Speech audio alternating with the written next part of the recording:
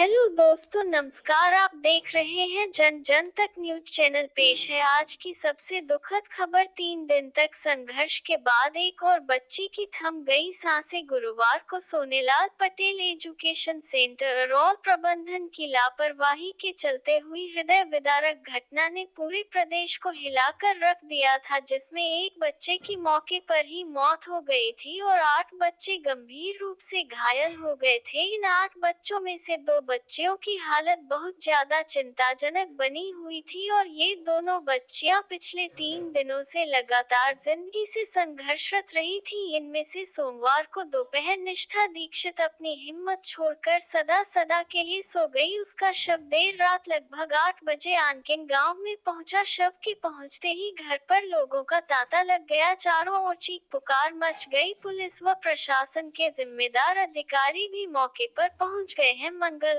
को अंतिम संस्कार किया जाएगा। आनकिन निवासी देवेंद्र दीक्षित के 2 बच्चों में सबसे ज्यादा प्यारी 8 वर्षीय निष्ठा दीक्षित पिछले वर्ष तक अपनी मां के साथ रहकर कन्नौज में पढ़ रही थी। इसी वर्ष उन्होंने अपनी इस बच्ची का एडमिशन अरौल स्थित सोनेलाल पटेल एजुकेशन सेंटर में ज्यादा सुरक्षा की दृष्टि से करवाया था, जबकि निष्ठा दीक्षित की मां अभी भी कन्नौज में ही रहकर अपने एक बच्चे को वहां पढ़ा रही है। निष्ठा की देखरेख का सारा ध्यान उनके पापा व दादी रखती थी। उन्होंने कई बार स्कूल प्रधानाचार्य व प्रबंधक से बच्ची को प्रार्थना न मिलने तथा वैन के लेट लतीफी की शिकायत की, लेकिन हर बार प्रबंधन ने सुरक्षित आने जाने का हवाला देकर शांत कर दिया था। उन्होंने कहा कि उन्हें नहीं पता था कि उनकी यह ढिलाई उनकी लाडली बेटी को उनसे दूर कर देगी। उन्होंने आगामी वर्ष में स्कूल छोड़ने का मन लिया था, लेकिन उन्हें नहीं मालूम था कि उनका ये फैसला उन्हें इतना कष्टदायक हो जाएगा। डॉक्टरों ने बताया कि निष्ठा की हालत रविवार से ही चिंताजनक बनी हुई थी। रविवार को फुल डोज के बावजूद उसका बीपी कंट्रोल नहीं हो रहा था और सोमवार को दोपहर हम लाख कोशिश के बाद भी उसको नहीं बचा पाए। देवेंद्र दीक्षित अस्पताल प्रशासन के प्रयासों से पूरी तरह संतुष्ट है, लेकिन उन्होंने स्कूल प्रबंधन को दोषी ठहराते हुए उनके खिलाफ कार्रवाई की बात कही है।